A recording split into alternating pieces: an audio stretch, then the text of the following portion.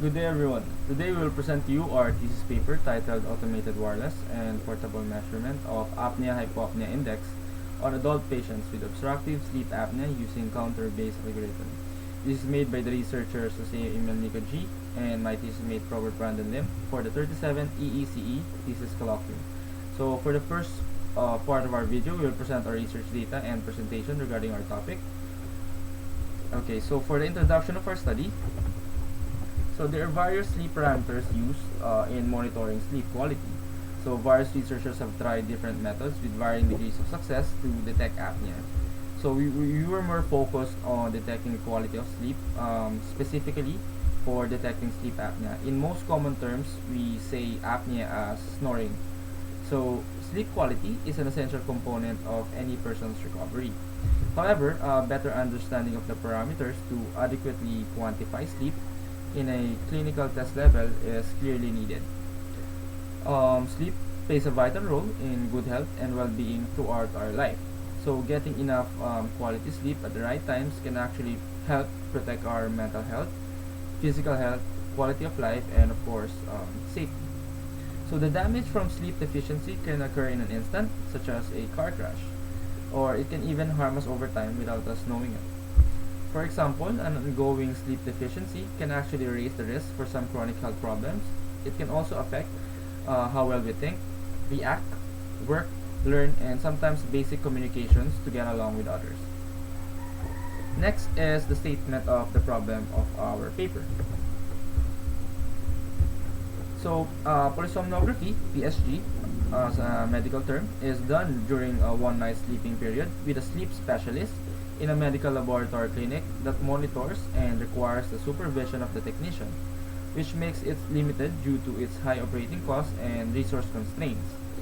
Now, polysomnography, or the coined term as PSG, is the gold standard for diagnostic tests for several sleep disorders. Actually, PSG is also used if for testing if a patient is having a hard time sleeping, insomnia, leg movement, or just basically everything that monitors sleep quality of the patient. So the test is usually performed at a sleep disorder unit within a hospital or at sleep disorder center. During PSG, polysomnography, several physiological parameters are monitored while the patient is asleep. So these parameters include brain waves, the oxygen level in the blood, the medical term sometimes for this is SpO2, heart rate, and breathing. There are also some facilities that can even monitor the body position of the patient while obviously sleeping, as well as eye and leg movements for insomnia patients.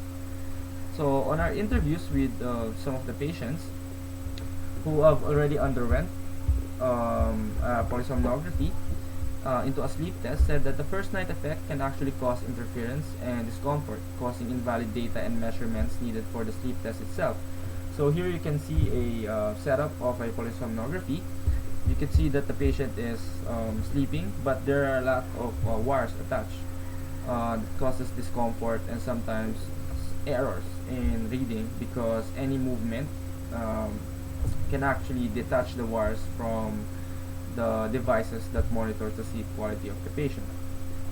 So here you can also see a dummy or a mannequin wherein some of the sleep doctors are practicing for putting the sensors properly in the patient.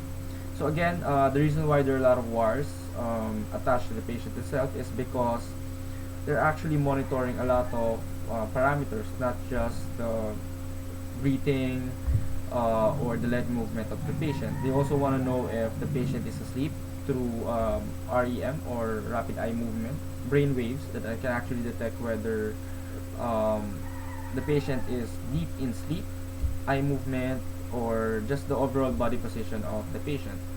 So in today's society, most of the hospitals are actually not equipped with the materials and facilities needed to diagnose and treat sleep apnea, especially for patients who live in remote areas.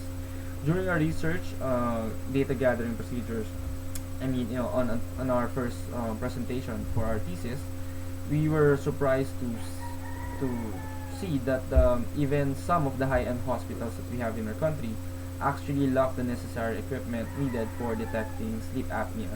or basically the sleep quality of the patient itself. So for the general objective, the main objective of our thesis topic is actually is aimed at developing an automated wireless and portable measurement of apnea-hypopnea index on adult patients with obstructive sleep apnea using counter-based algorithm. So in simpler terms, we wanted to create a portable wireless device using a Raspberry Pi, pulse oximeter sensor,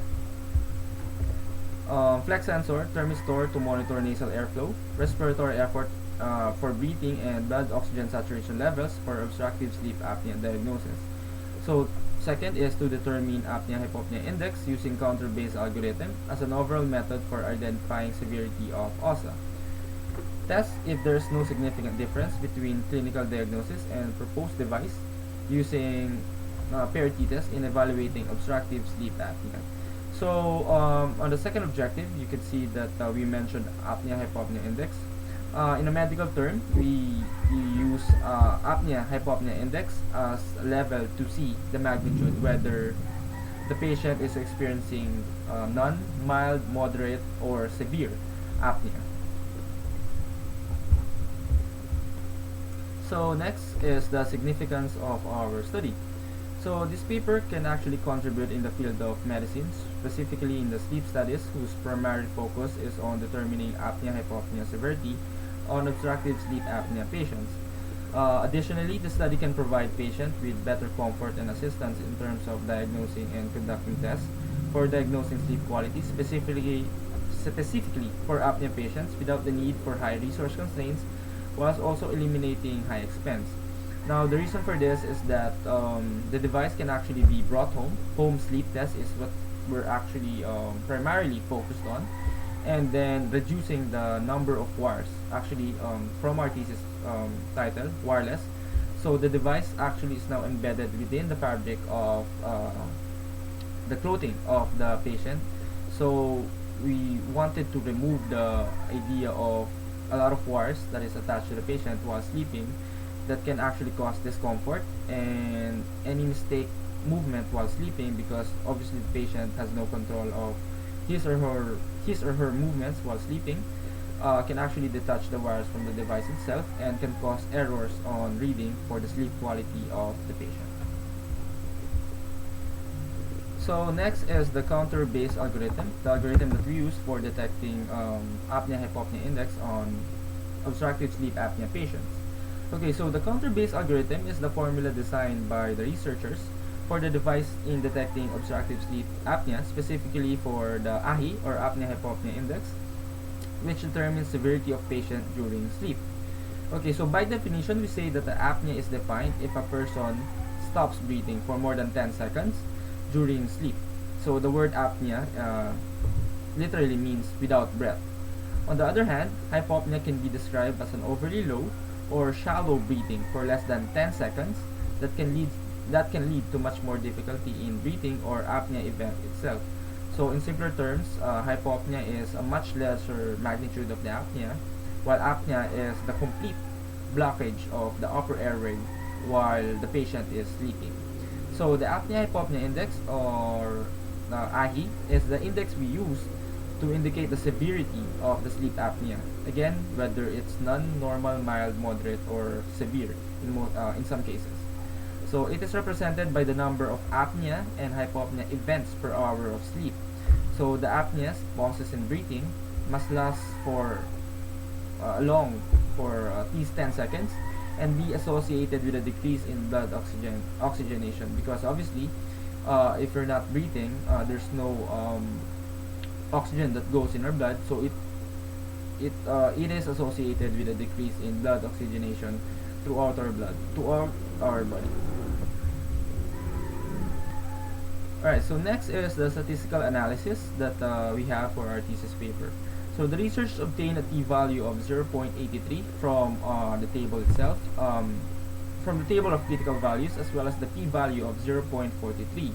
With a p-value of 0.43, the researchers have a compelling evidence to not reject the null hypothesis. Therefore, there is no significant difference on the number of apnea events determined by the developed device and the clinical device. So the patients that we had, actually, my thesis mate will present and explain where we were able to get the research for the statistical analysis and for testing the results for our sleep apnea classifications on the number of apnea events that occurred for our research. Conclusion. After performing paired t-tests, the researchers failed to reject the null hypothesis. Hence, there is no significant difference between the developed device and the clinical device. The obtained percentage difference of the developed device was 7.07%. The purpose of determining the percentage error in this study was distinguished by how much the readings of the developed device differed from the clinical device. In conclusion, the researchers have accomplished the creation of a vital sign monitoring device for obstructive sleep apnea detection using counter-based algorithm. So, I'll be showing to you our references which came from hospital. Of course, we have seen that the names are censored for the protection of our patients, for the privacy of our patients. So here they are. So we have a total of 11, and let us open a few. So for example, for let's say patient 4, and this is the file. I'll open it in Chrome. It's not working properly, so here it is.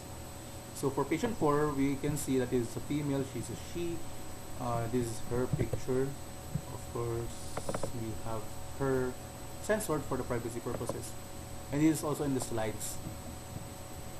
Okay, so what we look at is the AHI count, which we can see here, which we can see that it is a 16. From what I remember, ours is about 18.7 AHI count, which is relatively close. So that's how we determine if our device is actually as accurate as we seem or deem it to be. For example, for patient 5, if I recall, it's not it's low. So for example, patient 5, let's open patient 5. Let's open patient 5. So patient 5 is a male, age 31. So it's 1 here. AHI is 1. And if I recall, our readings was about 4. It's not that far, but it is as close as it can relatively be. We have the usage of the AHI table, which then determines if it is a mild or mild, moderate, or severe, and this can be seen in the results of our paper. So these are our references. End of presentation. Thank you for listening. We would like to thank Dr. Jonalyn Ang for all the support and all the resources she has given us. Resources being such as the results of the patients for each patient, their PSG result, which we have used as our basis to determine if our device is as accurate as we hope it to be. We thank you for all the patients who gave their full cooperation for the study. Thank you very much. And this video was made in partial fulfillment for the requirements of the course COE 200-2L section EO2. Thank you.